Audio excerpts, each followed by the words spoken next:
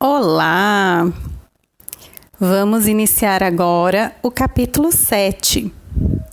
Um pai que está nos céus, contra a superproteção. A continuação da oração de Jesus expõe outros segredos. Jesus disse que Deus não é apenas um pai, mas que ele habita nos céus. A que céus Jesus se referia? O autor da existência está num lugar físico, num ponto longínquo do universo? Está infinitamente distante de nós? Ou habita num lugar que, apesar de não ser físico, fica mais próximo do que imaginamos? Freud e seu ateísmo. Deus como necessidade de um pai protetor. O comportamento de Deus sempre perturbou o ser humano e gerou crises, em especial nos pensadores. Neste momento, vou destacar Freud. O pai da psicanálise foi um brilhante pensador. Era um judeu ateu. Para Freud, a crença em Deus só subsistia na mente humana pela necessidade de termos um pai protetor, pelo desejo de transcender a morte ou como anestésico para suportar as mazelas humanas. Aparentemente, as ideias de Freud sobre o ateísmo são profundas, mas não é a simples busca da proteção de um pai protetor que leva o ser humano a crer em Deus, e sim sua insaciável procura pelas origens gerada pela consciência existencial. O salto da inconsciência existencial para a consciência virtual libertou o imaginário humano e levou pessoas de todas as gerações e religiões a desenhar a ideia de Deus. A solidão intrapsíquica e a social fizeram dos seres humanos garimpeiros que indagam: estamos sós no universo?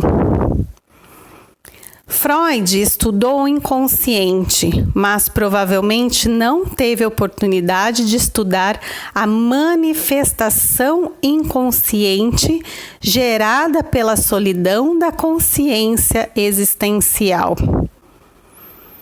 Além disso, Freud não entendeu que a busca por Deus como expressão do desejo de superação da morte não é uma atitude menor do intelecto humano, mas um processo coroado de inteligência e sustentado também por processos inconscientes. A consciência humana não consegue compreender a inconsciência existencial, a morte em si mesma, o vácuo existencial. O ilustre Freud experimentou o desejo de imortalidade que ele mesmo condenou. Aos 67 anos, desenvolveu uma crise depressiva diante de um câncer bucal e da progressão de uma grave pneumonia em seu neto. A depressão do pai da psicanálise seria sinal de sua fragilidade psíquica, como ele pensava? De modo algum. Diante do caos da vida, o grande Freud se comportou como um ser humano e não como um intelectual. Teve uma reação desesperadora, recusando-se a aceitar a finitude da existência. Sua depressão era uma reação inconsciente em busca da eternidade. Mesmo que conscientemente ele estudasse o inconsciente, ele soubesse e desenvolvesse teorias, quando ele foi confrontado com essa possível finitude da vida física, ele se comportou né, ele teve uma reação como a maioria de nós teríamos, né? O ateísmo é uma forma de superar a solidão diante de um mundo inexplicável, né? Ou seja, com tantos questionamentos, né, internos, é meio que uma autodefesa. Falar, eu não acredito, então se eu não acredito, eu não preciso nem compreender, nem explicar, né? É um desejo inconsciente de procurar a Deus. Os ateus lutam contra tudo que os controlam, mas não se dão conta de que o que mais controla e silencia o ser humano é o fim da existência, como a gente conhece, né? Procurando fugir de dogmas, acabam proclamando outro dogma, o da ausência de Deus e da negação de uma vida que permanece depois da morte física. Então a gente só nega aquilo que a gente entende que possa existir, né? É igual aquela frase, sou ateu, graças a Deus, né? Então, continuando aqui. A morte é o maior carrasco da liberdade. Ao esfacelar os segredos da memória, destruir a construção das cadeias de pensamentos, ela implode a identidade e a consciência existencial e nos atira no fosso do nada. A bandeira da liberdade hasteada pelos ateus pode afastá-los das religiões, mas os aproxima do tema de Deus mais do que eles imaginam. A morte esmaga a liberdade. A liberdade está ligada, inevitavelmente, à continuidade da existência. E a continuidade da vida só será possível se houver um Deus muito maior do que nossa religiosidade supõe. Retomando a ideia da busca pela segurança, Freud comentou que a crença em Deus está baseada na busca de um pai protetor. Agora veremos que o pai descrito por Jesus é contra essa superproteção. Eis o 8º segredo. Aí ele entra num subtítulo. Deus não prometeu um caminho de flores.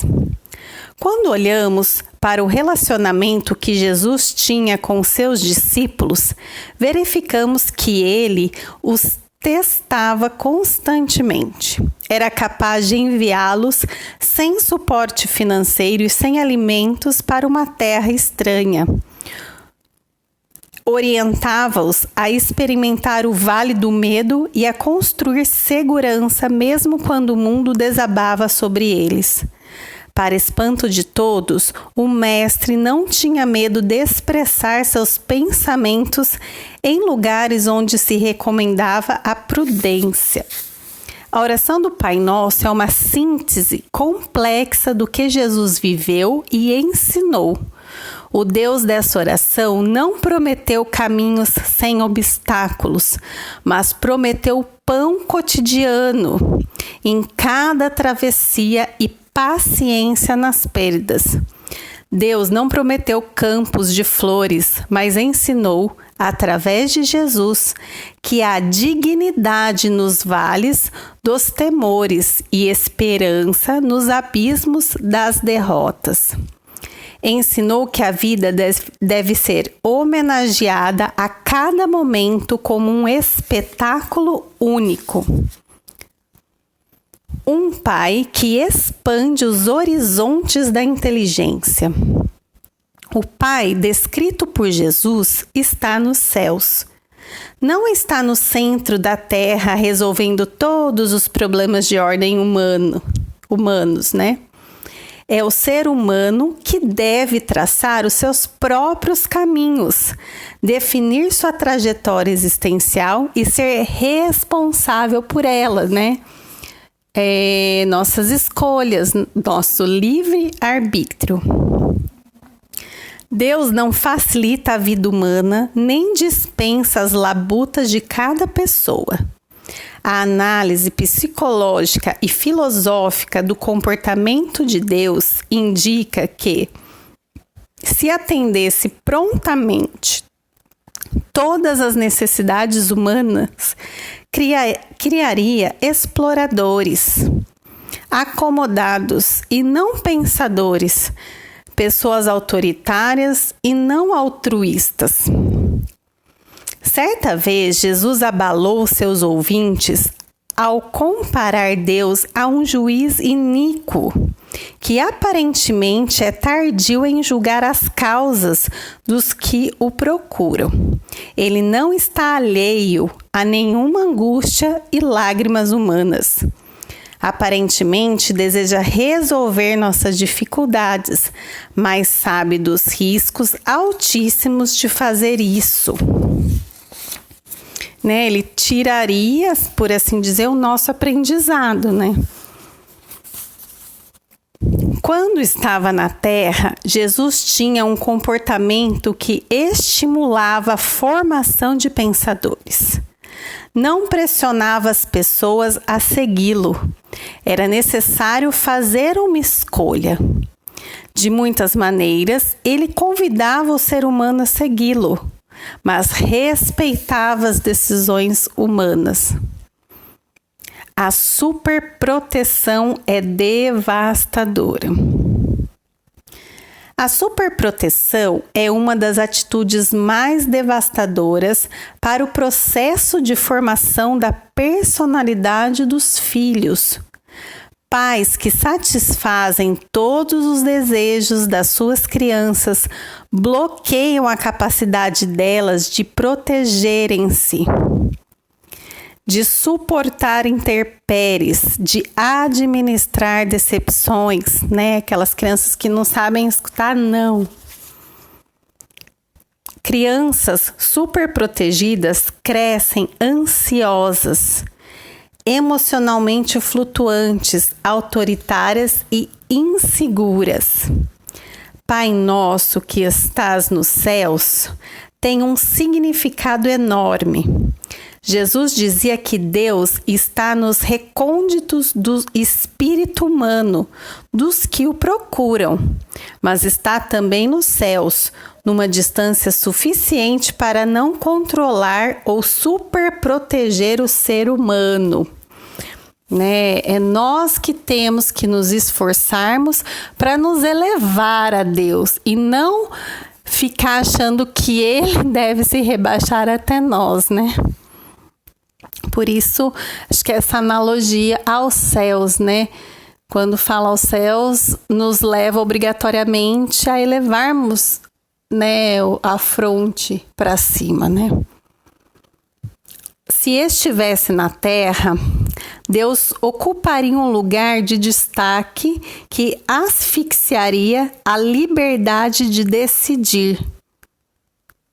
Inclusive, decidir amá-lo ou rejeitá-lo. Se estivesse na Terra, como muitos almejam, o mundo se dobraria aos seus pés. Teria milhões de bajuladores, mas não pessoas que o amassem. Estaria derrotado, jamais superaria a solidão social. Teria serviçais e não filhos capazes de construir uma trama de relacionamentos afetivos sinceros com ele. Se Deus tem sede de ser amado, seu poder é capaz de atrapalhá-lo muitíssimo. Por isso busca o anonimato. Ele é tão inteligente e sequioso de realizar o seu projeto emocional que deixa o próprio ser humano a procurá-lo, na sutileza da oração. O grande teste é amar um Deus invisível. É se relacionar com um Pai anônimo, que não se preocupa em satisfazer nossas necessidades imediatas, mas investe muito no território da psique. Ele está muito mais atento ao que vai dentro da gente, no nosso coração, do que no nosso exterior. Os céus. A habitação de Deus é mais próxima do que imaginamos. Certa vez, um homem chamado João Batista anunciava a vinda do Messias. Suas palavras penetravam no inconsciente coletivo e desenhavam as mais diferentes imagens. Alguns achavam que esse homem apareceria com vestes solenes, outros com um séquito de acessórios ou com uma escolta. De repente, surgiu um discreto caminhante no meio da multidão. Procurava passagem tocando delicadamente as pessoas. Ninguém o notou. Subitamente, o olhar de João cruzou com o do caminhante. Ele se aproximou e, embora sua aparência não tivesse nada de especial, João se convenceu de que encontrara o enigmático Messias que estava em seus sonhos. Depois que Jesus foi batizado, ouviu-se uma voz dizendo: "Este é meu filho amado, em quem tenho prazer." Tá lá no Evangelho de Mateus essa passagem. O meu ponto é, continuando aqui com os pensamentos do autor. O meu ponto é: de onde Deus falou? Ouviu-se uma voz vinda dos céus, mas onde está esse céu? Infinitamente distante ou muito próximo? Provavelmente é um lugar, uma dimensão mais próxima do que imaginamos. É um lugar, digamos, metafísico, uma realidade paralela, trazendo para os dias de hoje, Os céus a que Jesus se referia não pode ser um lugar físico. Se Deus morasse no espaço físico, numa galáxia vizinha nossa, a voz ouvida por João teria demorado milhares ou milhões de anos-luz para chegar até ele. Da sua emissão até a chegada à Terra, inúmeras gerações já teriam nascido e morrido. Portanto, esse céu não pode ser físico. Eis o nono segredo. O céu onde habita Deus Pai é infinitamente distante, mas extremamente próximo. É distante o suficiente para não superproteger os seres humanos e próximo o bastante para que seja ouvido o clamor de cada um deles. Mesmo que esse clamor seja inaudível, mesmo que seja apenas uma lágrima sutil que sai dos becos da emoção, ou um sussurro de dor que emana das áreas mais ocultas do nosso ser. O céu parece um lugar intransponível a bilhões de anos-luz de distância, mas, simultaneamente, encontra-se a menos de 1 centímetro. Tão próximo que a oração do Pai Nosso e qualquer oração de qualquer pessoa penetra nos recônditos de Deus.